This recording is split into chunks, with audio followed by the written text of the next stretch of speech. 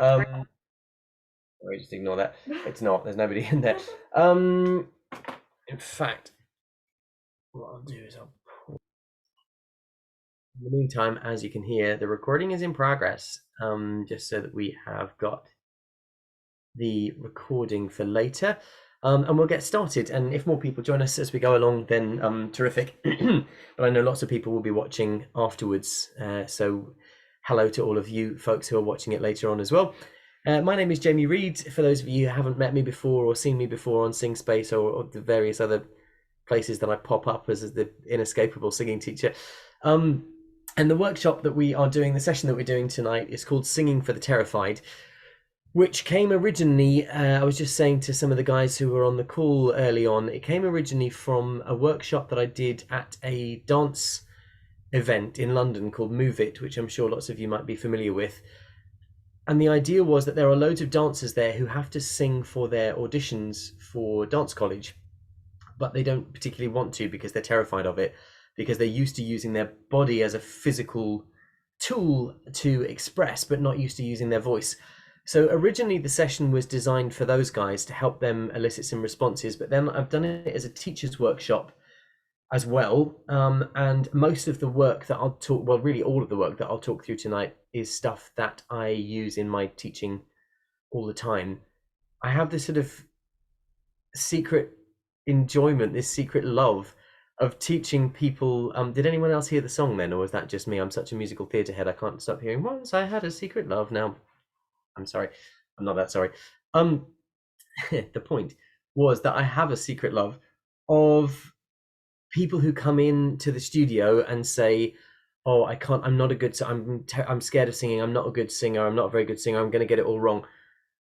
And it's such a fantastic opportunity to be able to hand those people the right to use their voice. Like I love that. I absolutely love it.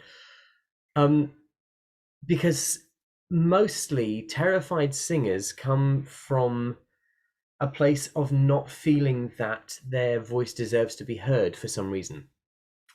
And for me, a lot of that is about societal conditioning. We get told to shut up a lot. That it's part of what I said in the belting workshop that I did on Sing Space as well. We spend most of our early life being told to be quiet, which isn't conducive to us feeling like our voice has value and is a good thing and a nice thing to use.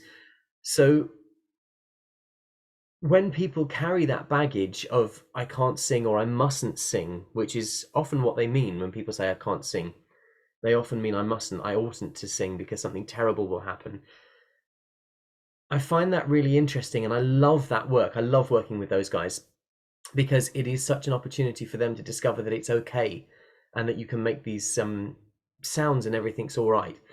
So I'm going to talk through approach wise, what I'm going to talk through tonight are the psychological, the mental approaches to stuff, and how rethinking things and using mindset can really help with singers who are terrified. I'm going to talk about the physiological stuff, so things that we can unlock, and that we can help them with, things that they can already do basically physically that will help with those things. And then I'm going to do questions for people who are here in the Zoom call live. And as always, with all of the workshops, if you have questions afterwards and you're watching this now on playback, then by all means drop me a message. I'm all across social media. I'm at the Voice Teacher on more or less everything. So if you find me on Facebook or Insta or whatever, then you can send me questions that way as well. So I'm going to just read through the bits that people have put in the chat. So somebody says, not terrified but new here at Sing Space and enjoying all the classes, which is fantastic. Welcome. Somebody who says, going back to auditions, I feel I'm more nervous than before lockdown. Yeah, right, I know, right? As I feel I was better before lockdown. Also, I teach younger students who are very nervous about singing in front of people. Okay, so younger students, that's something that will factor in as well.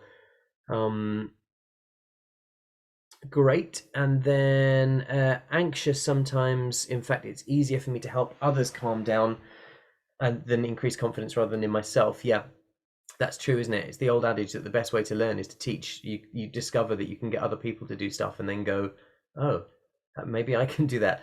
Or maybe I can't, which is also an interesting revelation. Hi Jamie, I'm old and have been performing forever. That's the most extraordinary introduction. I'm delighted with that.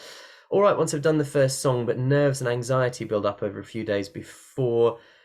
Stems from drying in front of Lloyd Webber and Sondheim at the age of 24. Yeah, that'll do it. That'll do it. Teach now and try all sorts of things to ensure that they never develop this fear. Any tips? Great. So we've got fear and anxiety are things that have popped up in all of those, or most of those, and also the lockdown thing, which has just been super weird. Lockdown has just had a massive effect on people's voices because it's had an effect on our heads and our bodies. Everything is different. Um, like I'm borderline a different shape than I was in the spring of 2020. Um, because for all that time we weren't active, and the winter lockdown last year, where I basically just kind of went into hibernation at this point last year. The first one, when it was the spring, I was like, oh yay, this is interesting, we can do stuff on Zoom. And then the winter lockdown this time last year, I just turned into a bear. I just like crawled into a cave and ate. Horrifying. And all of that has an effect on your voice because maybe your respiratory system is a bit different. Maybe there's the whole reflux thing as well. If, like me, your trousers got tighter, I'm blaming the trousers, um, then that can have a reflux thing. There's all sorts of knock-ons. So lockdown has been a really big thing as well, but also around anxiety, because everything we thought we knew was changed. This, going to work, going to friends, going to the theatre, going to concerts, we couldn't do, and it was unsafe, and all the stuff that we love and the places we vocalize and the places we see people sing and whatever became unsafe and dangerous. And what's that all about? That was a whole thing. Yeah, so all okay, good, that's really interesting, thank you. So let's start with the envisioning, the headspace stuff and the mindset. Most people, as I said at the beginning, who are terrified of singing actually think that they shouldn't do it instead of that they can't. And those people who think they can't do it often only think that because they've been told that they can't do it. So that's my beginning point. Is all of us, I'm sure, all of us who teach have had that experience of someone coming in and going, I can't sing. And then you drum into it and go, why can't you sing? What does that mean? Who told you you can't sing? Well, my bedroom at home was next to my brother's and he used to yell at me and tell me I was out of tune and to shut up. Or the one that I've heard so many times, which still makes me boil, is, I was singing in the choir at school, and the choir leader at school, my music teacher, told me not to sing in just a mime in the back because my voice was so horrible. I hate that. I want to find who all those music teachers were. If you're watching, I'm coming for you, man.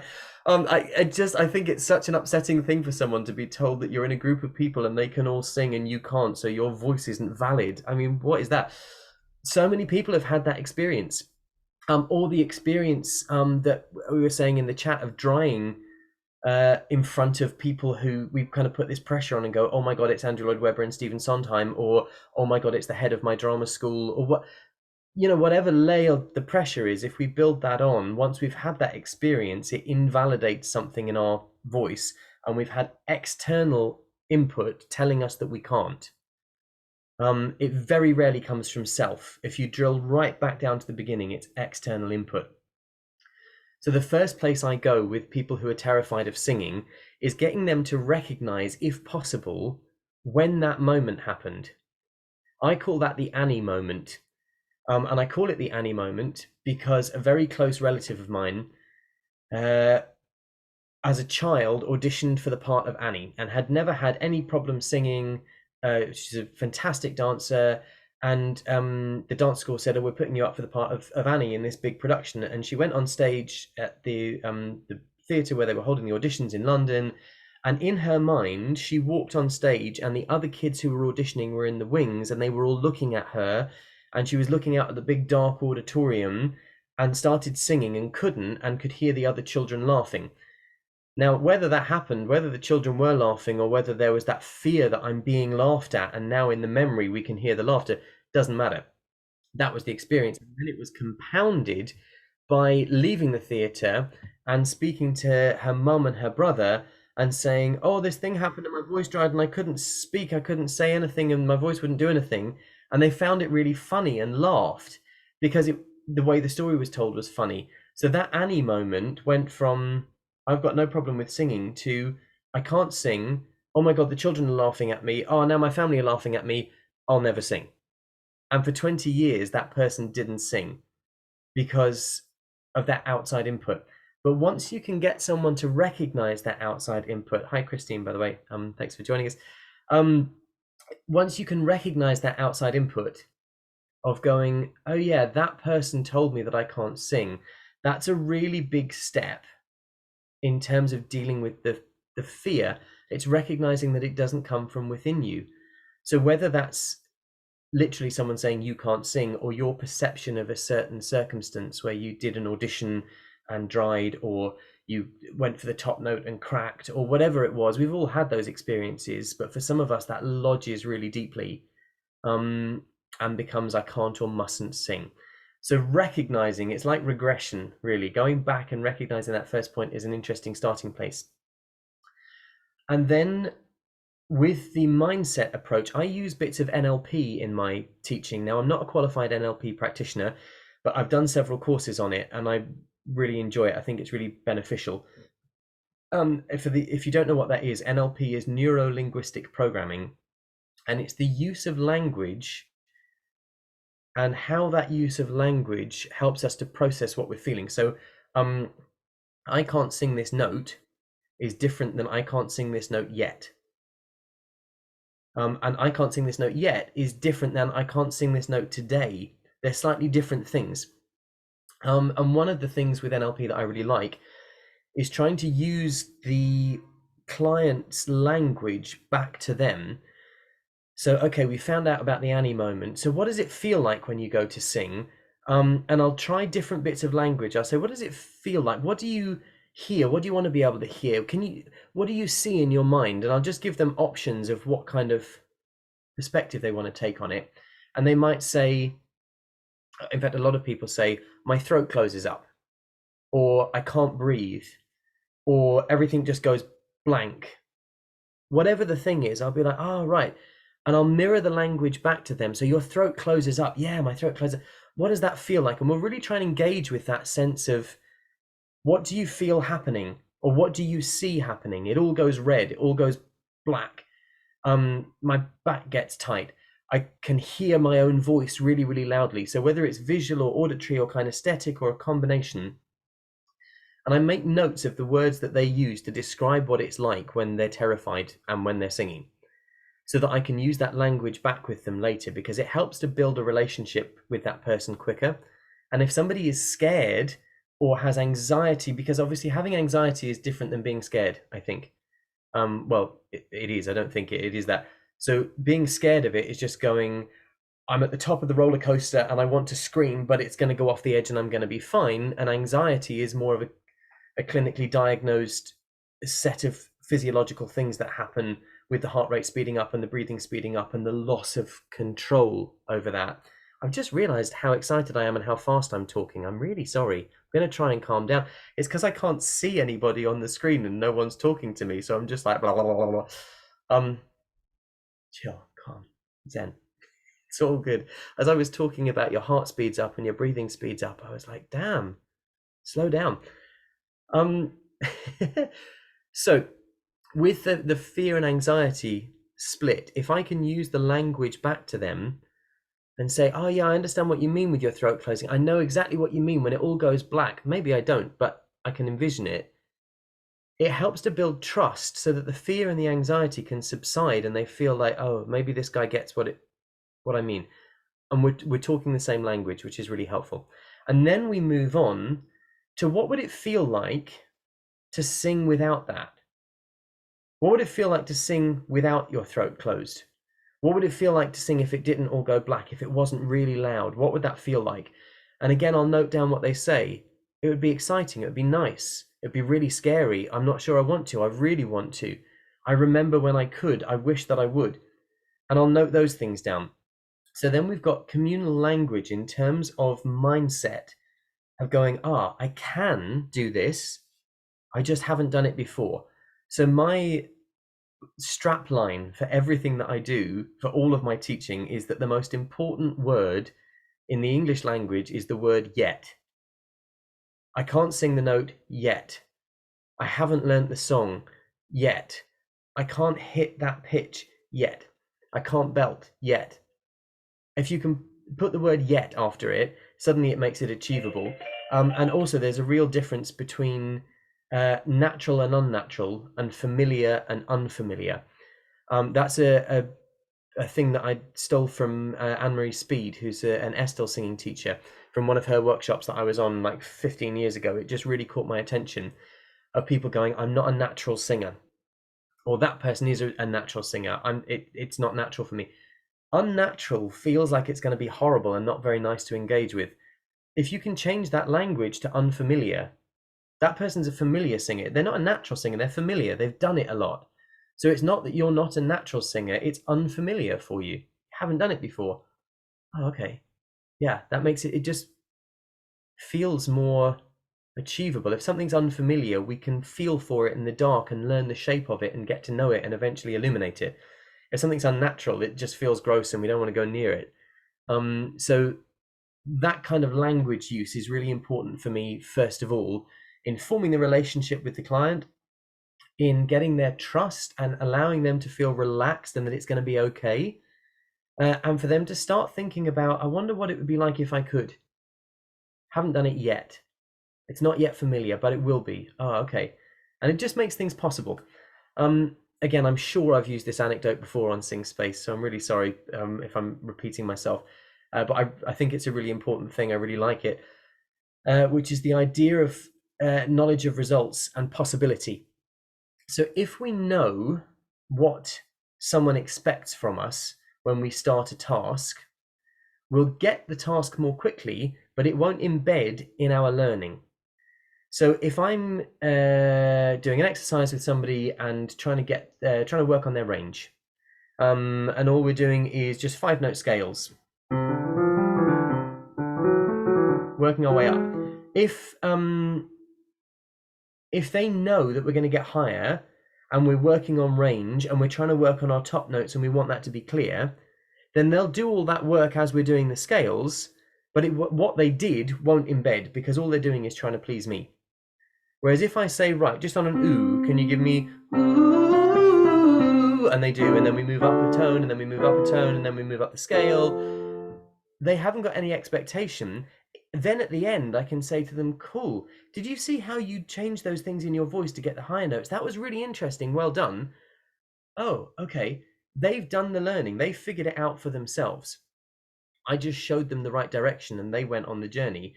So there's research that shows that actually we have deeper learning if we don't know what it was we were supposed to be doing to begin with, which is pretty interesting.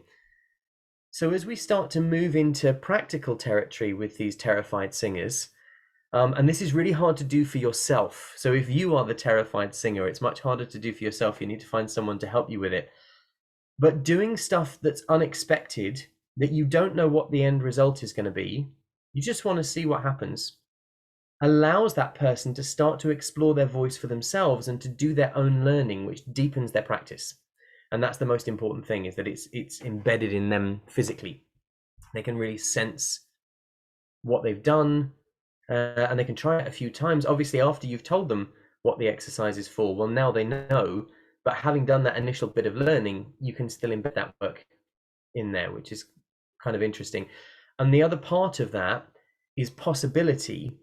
So in the year that Roger Bannister ran the 4-minute mile, nobody had ever run the 4-minute mile before, and people said it was impossible, so no one had ever done it. And then Roger Bannister ran the 4-minute mile, and the same year, something like 27 other people ran a 4-minute mile.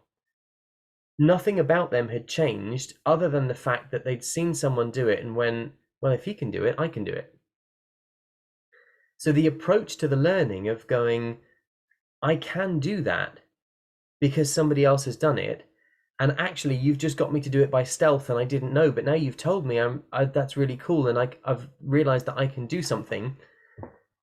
That's the next step, and we're still using their language back to them all the time. So when we did that scale, did it feel closed? Yeah, it did feel a bit closed. Oh, okay, interesting. So do you remember when you said it would feel really exciting if it weren't closed? Yeah, cool. let's try and sing it in an excited way. Let's get excited about it, and let's be really excited about it, and just take the mickey out of it. And it doesn't matter if it goes out of tune or makes weird noises. And we're using the language to link into the practice. So then they have something to go away with and go, if I want to sing that note, I need to feel excited. And whether or not that's true doesn't matter. It gives them something to hang on to that helps them to overcome the hurdle of going, oh my goodness, I'm singing. Because that's the hurdle. So that leads me on to the next thought. Can I just say, by the way, for those of you guys who are on the call live, please do put any questions in the chat or just unmute and blurt them out. Because it's your session and I want you to get from the session what you want. And for those of you watching it on the playback, once again, if you want to just message me on social media after the session and go, what did you mean there? Or I get how to apply that here, but not there. Please do that, because it's lovely to make it interactive and it's lovely to have people's input. So the next thing comes on to things they can already do. And this is something I think that's great for the younger ones. Whoever popped that in the chat, let me just find the thing on here. Jenny, when you were saying about teaching younger students who are nervous singing in front of people, there are vocal gestures, noises that all of us can make that are linked to singing but aren't singing. So as we start to get into practice with these people, and when I say into practice, I don't mean rehearsing, I mean like we're starting to work together. What we're starting to think about is, hi Julia, what we're starting to think about is, what can they do? How can we take their brain away from singing? Because that's what they're scared of. So if you can take their brain away from singing and to a different vocal task, they'll make noises without knowing that's what they're doing. And then you can say, look, that was singing. And suddenly they have their breakthrough. So some of the simple vocal gestures that we can all do is we can laugh, we can cry, we can cheer, and we can speak, usually. So those kind of 4 tasks are the go-to things that I will use as my starting point for things you can already do. I don't tell them, because of the knowledge of results research that I was just talking about. I won't start by saying, we're going to try this because it's like that, and it will tell me. That's what I'm thinking, but then I just shut up. So speech-wise, using the speaking voice. I was working with a client earlier on today whose singing voice was completely disconnected from the speaking voice, and they were a terrified singer. In fact, I've had 2 today, which was really helpful as I was preparing for this. But a really busy day of coaching, and when those people came in, there was part of me that went, good, brilliant, you'll be handy. So the singing voice was disconnected in a kind of the light, breathy, airy sort of place, where the spoken voice was really engaged. But as soon as we started to sing, it kind of went to falsetto. So we started talking about speaking. And the song that we were working on was Don't Want to Be Here, from Ordinary Days, I think, isn't it? And there's a phrase in it that goes, I don't want to be here, no, I don't want to be here. Which was going, don't want to be here, no, I don't want to be here. Which didn't make any dramatic sense. And also you could see from the person's face that they were really frustrated with themselves. So we just spoke. I don't want to be here. Make me believe it. I don't want to be here. Think of, have you got any brothers and sisters? Yeah, I've got a brother. Cool. How old is he? 14. Okay. He moans a lot, right? Yeah, he does moan a lot. Okay, so your brother, you've taken him someplace and he's like, I don't want to be here. So you could do that. That was really familiar. So now we're just going, right, I just want you to speak, and you get through the laughing and the I feel silly and stuff, and that's all fine. Don't want to be here. Yeah, I don't want to be here. Right, cool, we're speaking. I don't want to be here. We're going to speak it in rhythm. I don't want to be here. No, I don't want to be here. Okay, what if we try to tune it a little bit? I don't want to be here. No, I don't want to be here. Oh, okay, maybe. Right, now just kind of get angry with it. I don't want to be here. No, I don't want to be here. Cool. What did that feel like? Oh, it felt quite exciting, or whatever their terminology is. Did it feel closed? Had it all gone dark? No, it didn't. Great. What did you do? I spoke. Yeah. So I've given them something they can already do, and now they're singing. They just don't know that that's what they're doing. When you tell them, oh, that was singing, they're like, oh, it wasn't. No, I was just speaking. I'm like, that's all it is. That, like, for most, it's obviously really different for classical music, but for most CCM, contemporary commercial music, if you can speak and sometimes yell safely to music, you've nailed it. Obviously, there's a lot more to it than that. I'm being facetious, but to get someone in at ground level, to get a beginner or someone who's genuinely terrified in at ground level, speak, tune it, nailed it. That's a start, because now they've learned from that activity, oh, I can do something to music. That's interesting. Maybe it's singing, but they haven't gone to singing brain. The other ones I mentioned are crying, laughing, and yelling. So crying, there's a really lovely video of Jo Estel from Estel Voice Training. She's sadly no longer with us, but there's a video that I really like, that is her talking about the fact that as a child, she was first generation immigrant to America. She was Italian American, and her father, who was Italian and had brought her there, it was just the two of them, just her dad and her. And so when she cried as a child, her dad didn't have the emotional terminology to know what to do with it, so he'd just say, don't cry. So she spent all of her childhood kind of in this position, and she talks about going, so I was not crying, I was being really brave and not crying. And she grew up to be a phenomenal opera singer, a beautiful classical soprano. And she had this breakthrough moment where she was in the studio and she was singing with a client, she was teaching, and that person had brought their child with them. And Jo started demonstrating and singing, and the child looked at the mum and went, Mum, why is that lady crying? And Jo went, I'm not a singer, I'm a crier. I've spent my whole life trying not to cry, which has then left me with this kind of nes enorma kind of cry in my voice. So she'd strengthened the muscles from crying. So maybe this person who's terrified of singing, maybe they're singing something really, really gentle. Maybe they're just doing the beginning of somewhere over there. Maybe they're just in there, and it's going breathy, or it's backing out, or they're trying to belt it, or it won't come out. Any of those things. Can you cry like a dog at the back door? Yeah, that's silly. They'll laugh at that. Maybe they'll try it. Maybe they'll feel stupid. It's okay. I always say to everybody I teach, if you make a stupid sound, it's my fault, not yours, because I told you to do it. You make the stupidest noises you want. It's literally my job. So getting the crying, maybe they can kind of do moany teenager again. Have you got a dog? Yeah. Have you got a dog? No. Have you got a child? Yeah. Remember when it cried all the time? Oh my God, yeah. Oh, Mom, it's not fair. Right, okay, we can do that somewhere. They can do that, and then they can cry it. And again, you go, maybe you tell them that was kind of singing. No, I was just being silly. But it was fine. It got you somewhere. The yelling thing I cover a lot in the belting and mixing workshop I did in a different time. Time doesn't exist after lockdown, does it? Like March the 759th. I have no idea. At some point in the past on Sing Space, I did a belting and mixing workshop, and talked about yelling, or cheering, really. Happy, joyful, yay! And if you can cheer, yay! Then, and you can cheer to music, yay! Then you're belting. So can you cheer? Oh yeah, I can cheer. Yeah, there's a window just behind where the computer is here that looks away off across a field. So I always say, find the furthest away thing you can in the field. Find what's ever in the distance and call to it. Hey, you! Cool. Then they do it at whatever pitch. Hey! And I'll find that and go, oh, you just sang a G. No, I just called at the tree in the field. You get the idea.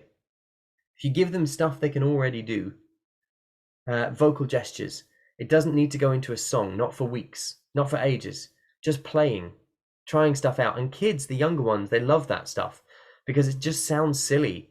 Nobody ever told them to yell before, especially not in a singing class. You're suddenly the coolest person in the world and possibly the deafest. But that kind of sense of play, that's where it comes from. It's how we learn to speak in the first place. We don't, there's evidence that now talks about using prosody, which is the melody of speech, the ups and the downs, as how we learn to speak. So actually we learn the up and the down, so we know that this sound is cross. So regardless of which language we're in, this is a cross sound down here. Whereas this is, oh, you're doing really, really well. Well done. Come on, yay. we recognize those shapes, and as babies we start to burble in the musical shapes, and we use that as the scaffolding, and then we start to hang words from the shapes in the sentences. And that prosody, that musicality is where we start, and it's just play. It's how we learn to do anything, it's just by mucking about. So bringing that into the voice studio is really helpful because the pressure is off. Oh my God, I've got to sing this song for Cameron McIntosh. Can you yell at that tree? Is a more interesting question. And if yes, then you can put that yelling action into your singing practice, and eventually with work it will become this lovely mixed belt you're looking for at the top of Children of Eden or whatever. So headspace wise, we've talked about that kind of intentioning and mindset. And then physically, what can I already do, and how can you use the language to reflect that back? What did it feel like when you cried? Did it feel squished? Could you feel the emotion of it? Any sorts of questions you can ask them that use the language they gave to you will help to reaffirm that. And then the final part of that idea is trying to unhook the negatives, which is the hardest bit. Learning new stuff is not that difficult. Unlearning old stuff is really flipping hard. It's really difficult because once we've latched onto an idea that something is the case, it is the case. That's the nature of reality and truth, at the risk of getting a bit philosophical. Once we've decided something is real, it's real. And it's absolutely real. The mistake is, I think, that we go, oh, it's in that person's mind. And you kind of go, yeah, and so are the rest of their thoughts and their sense of self-identity and their control of their voice. So it's absolutely real for that person. Doesn't matter if it's in their mind. It's their reality, it's their truth. So the person who was saying about I feel like I was better before lockdown. I know that was kind of slightly tongue-in-cheek because there's a bit of a ha-ha at the end. But also the sense of if we tell ourselves things enough, they become true for us. I was working with a client today on a vocal health appointment who is experiencing sensations in their vocal mechanism, in their larynx and around the jaw area and around here, that are absolutely sensations for that person. They are completely true for them. They are having those sensations, but there's nothing physically happening. There's nothing there. There's nothing going on. They're feeling loads of tension. I can really feel that I'm so tense when I see this. I'm looking at this person and I can't see anything. They can shake their head, they can nod their head, they can still vocalize, they can roll their shoulders, and they look really chilled out, but they are feeling tense. So they are tense. That's what they're feeling. So trying to unlearn some of the negatives about I used to be better, I used to be able to do that note, I can't hit that note. My voice, my throat dries when I go into auditions, my mouth gets dry. I always crack this note when I'm under pressure, but I can sing it in the shower. All of those things, we all know what those things are like. We've all had those things. I know I have. And we have to try and unpick that headspace that says I can't and I mustn't and I shouldn't. And that's the hardest bit, is the unlearning. So once we've gone, here's the positive mindset, here are some things you can already do.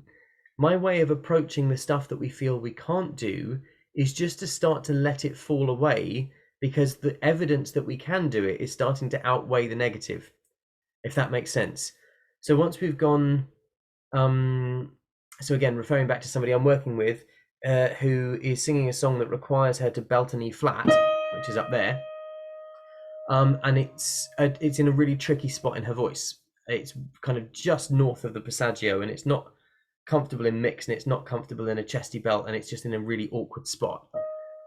So we did various exercises that, as I was saying at the beginning of this session, I did them by stealth. I didn't say, here's what we're going to do and this is what I'm looking for. I just went, here's some silly noises and a chord. Let's do them together. And we were playing and making sound. And then I was able to say to her, so 3 times in the last 10 minutes, you have belted that E flat. You just didn't know that you were doing it. So now intellectually, we've got the evidence that the E flat is possible, and it can be comfortable and easy if we're not thinking about it. Cool. Now we put it back in the song, and of course the context is different and we can't do it. So then we have to build up more evidence and go, what if we just do the 3 notes around that phrase? What if we just go up to the note, and we try mucking around, and we'll just do lots of different phrases, and we'll try some different chords and find where it is. Okay, we did it again. We've done it another 3 times. You still didn't know that you did it, but it was within the phrase of music. And gradually we build up an evidence body that doesn't blame the singer for not being able to sing it. It's not about, oh, what are you doing wrong in that moment? It's going, see, when we're doing this other stuff, you're doing it really well. You've got it exactly right. And eventually enough evidence builds up for the singer to let go of the negative connotations. And that's when it fits into place. It's a con trick.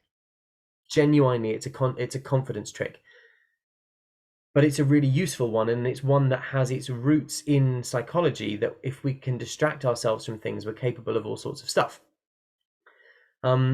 So that's going to be my final point, which is distraction. Distraction is the single best thing for getting rid of fear. So any way that you can distract the singer, mentally or physically, is going to help. I'm sure all of you guys have got experience of people maybe being on exercise balls and just swirling around their hips, which, yeah, engages the core muscles. So maybe it's helping with their breathing, but also they're thinking about not falling on their face. And they're thinking, I look an absolute wally. Had to moderate that then. I was going to say something else. Or they're thinking about, I wonder why he's making me do this. Any of those thoughts will mean that they're not going, oh my God, the E flat. So then they're going to find the E flat. You can use so many different things. Facial expressions, waving their arms in the air, going for a walk around the room, going for a run around the room, picturing different things, different visualizations, different sensations. Can you clap on every note that you're singing? So as you do that, you're going, ba, ba, ba. It's just something else to think about. That's all. Anything that requires concentration. There's a really interesting one because it's really hard to do and it stresses people out. If you just write your name in the air, so I'm going to write my kind of squirrely whirly signature, which goes like that. And now if I try and sing and go somewhere over the rainbow, way up high, it's requiring 2 different sets of muscular coordination. And for some people, that was a really familiar bit of singing for me because I use it as exercises with people. If you're not having to think about the song, you can write your name. And if you are having to think about the song, you literally forget what you're called. It's not that you can't form the letters in the air. You're just like, computer says no, there is nothing there at all. And that makes people laugh. And if it makes them laugh, now they're thinking about what they're doing with their hand and we're all enjoying ourselves and we're not concentrating on the fear. And now we can hit the notes. So it's all of that stuff. That's the general picture for me with the singing for the terrified, is going, how do you feel now and how can I reflect that back? How do you want to feel and how can we find our way there? What can you already do and how can we distract so that the evidence base shifts and goes, I can do it instead of I can't, and that just happens holistically and organically. That's my kind of overview. That's my main approach, which I've sprinted through in 45 minutes. Let me open to questions from people on the call. So anyone who's here live, once again, I'll just repeat, apologies for repeating myself, but for anyone who's not here live, looking at it on the playback, ask me any questions you like on social media afterwards. Whenever you're watching this, just ping me a message and I'll happily answer it. But has anyone got questions or scenarios or thoughts or stuff that they'd like to work through?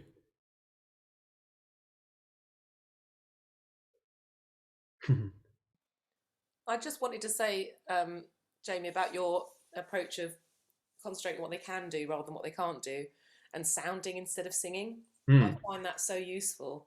Is that sometimes people's preconceptions of what singing means Yeah. be enough to terrify them before they start. So the lovely sort of yelling examples and stuff, I use a lot of those as well, and I find them really, really effective. So Yeah. just thumbs up for those, really. Yeah, and I think singing properly is such a dreadful idea. I'm not sure I know how to do it. But it is, people have this conception of, oh, I'm supposed to sound a certain way. Yeah, so you get singing with a capital S. You know, I'm doing this thing. You know, essentially at its roots, singing is a way of communicating emotion. we have words to say how we feel, and when that isn't enough, we move into song. That's my idea of it.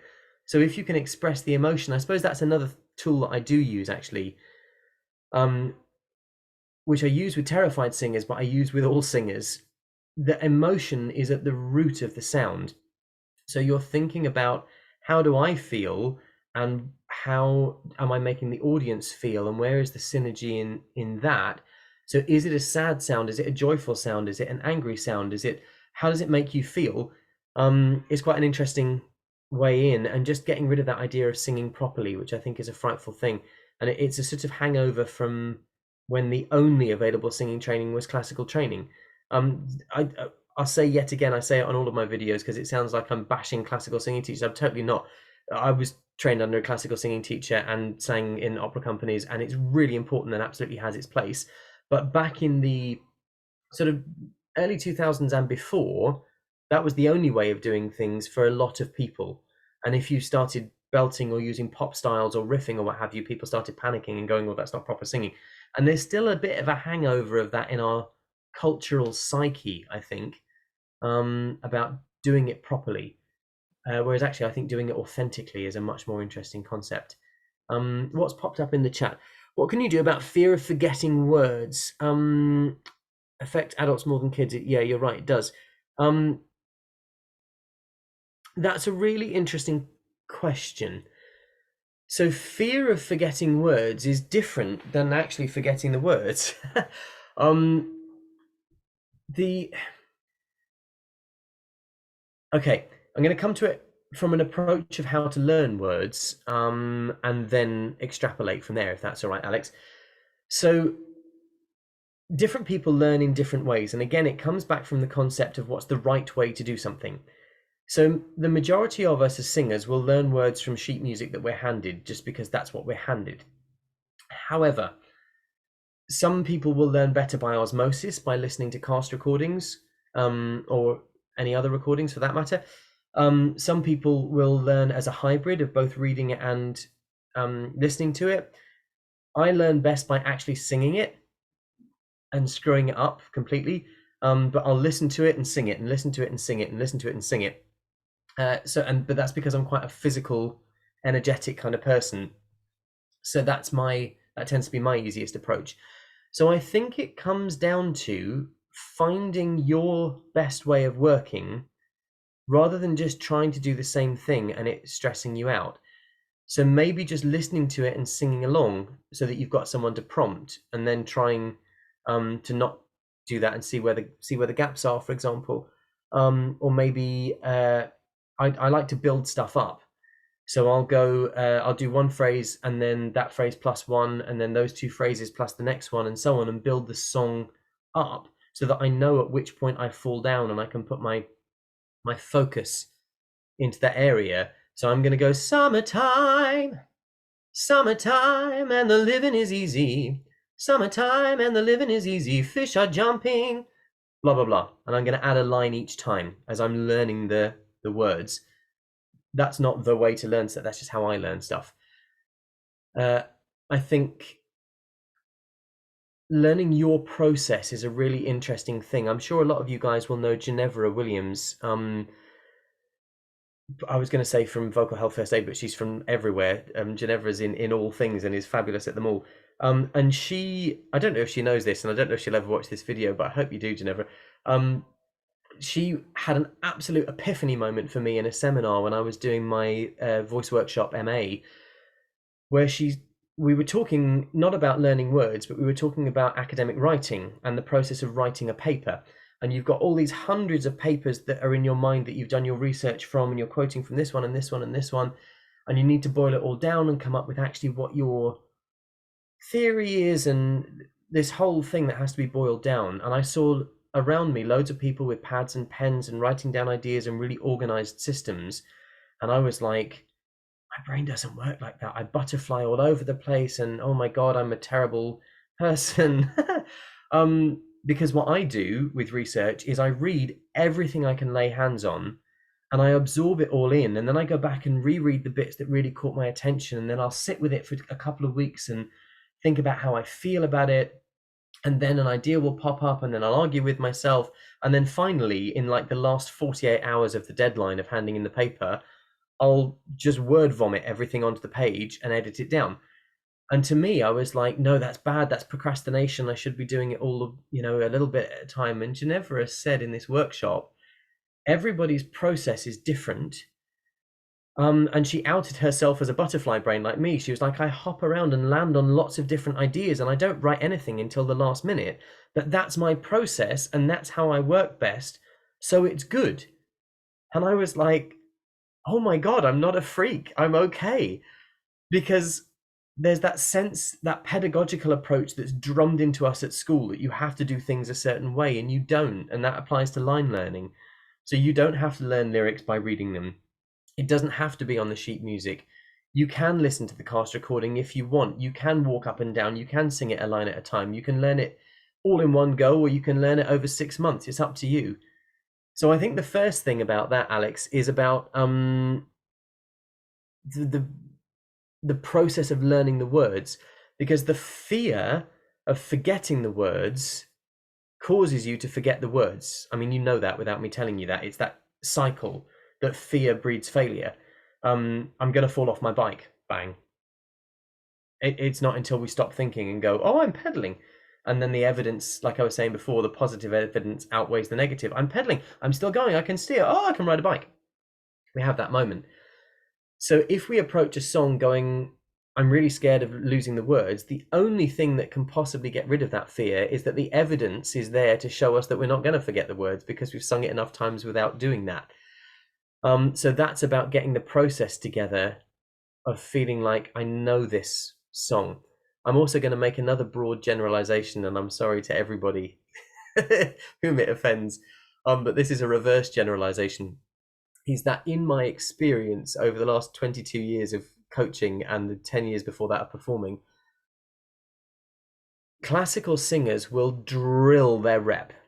They will know every nuance, every vowel, every piece of tessitura. They will drill the rep. And MT singers will come to me the day before their audition and go, I've got to learn this song. What should I do? Partly that's because a lot of the classical rep is a canon that already exists, and you've studied it for 3 years at conservatoire and for 2 years post that on an MA. So that repertoire already exists, and we know it because it's drilled into us.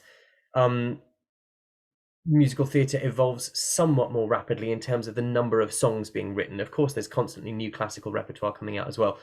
But a lot of the go-to stuff for recitals has been around a long time.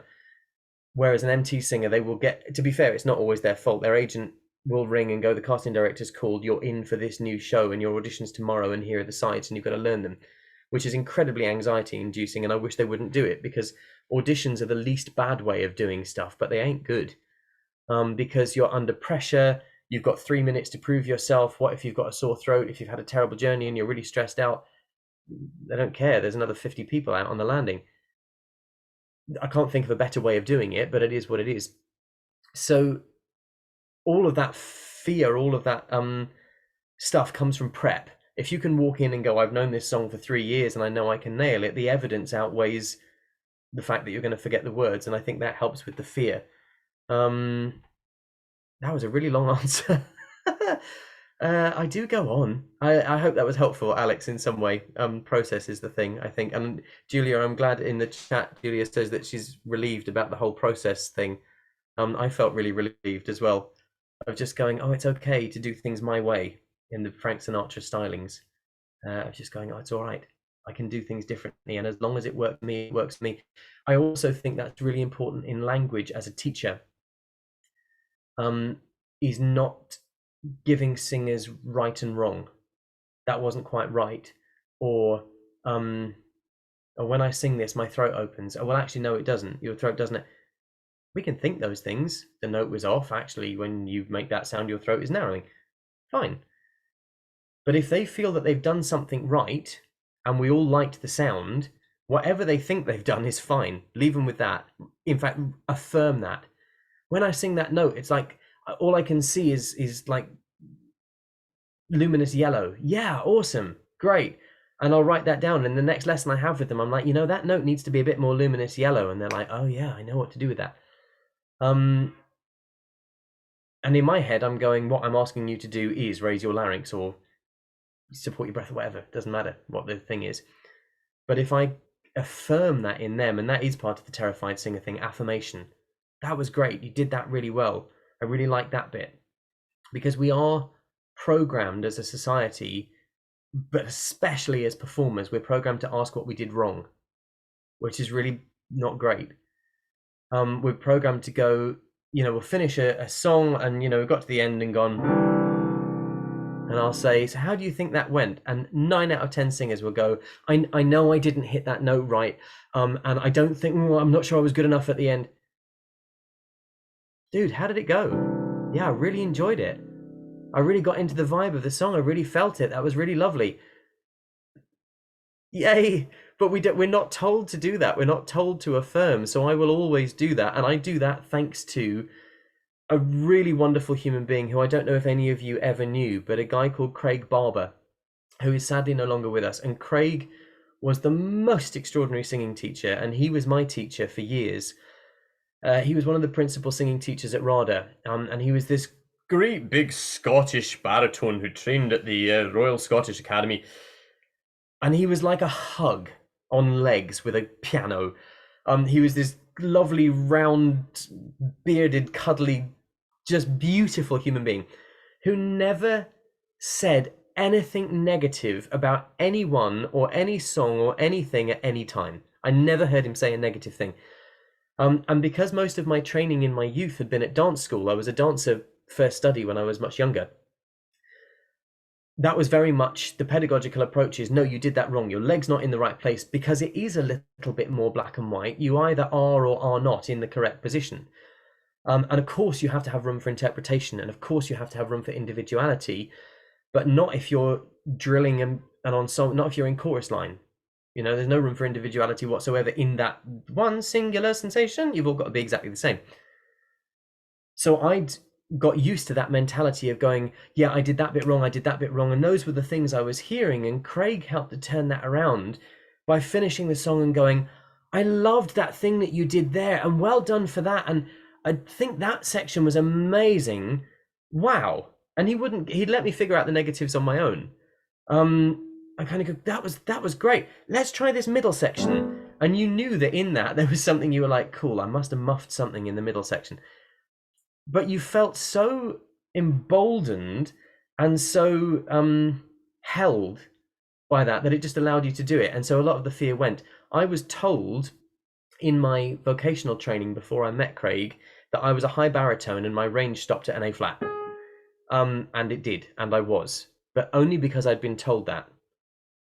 And after working with Craig for a couple of years, I was like, oh, that's just not true. I've got tenor registers, I've got D flats. I can go like a fifth higher than, or a fourth higher than where I thought I could. And then I started teaching and working with singers of all types, and a lot of my clients are female. And I get quite excited about stuff, as you might have noticed, and I like to try and hit the notes with them and engage with the song and sing phrases with them so we can collaborate. And so much later in life, I've gone, God, my vocal range and capability is much bigger than it was when I was a singer. And it's because there's positive affirmation rather than thinking about the things I can't do. So that's also really important. I've done a lot of talking, haven't I? I hope you're all still there. Otherwise, I'm just a man in a shed on his own talking. Fab. Okay, we're coming up to the hour, so are there any more questions from anybody? Do unmute yourself and blurt them out, or as I say, if you're watching on the catch-up thing, then just pop them over to me in social media. And if not, we'll wrap it up there. And I hope that's been a useful session for you guys. Once again, do anybody watching, please do reach out and get in touch. So it's the voice teacher. You'll find me I'm on Twitter, I'm on Instagram, I'm on Facebook, I'm all the usual things. Just pop me a message over. It would be really lovely to hear from you if you've got any further questions. And thank you all for thank you from another butterfly brain, says someone. That's lovely. Thank you all so much for coming and for tuning in and for joining the session. And I will hopefully see all of you again at another session. Have a lovely evening.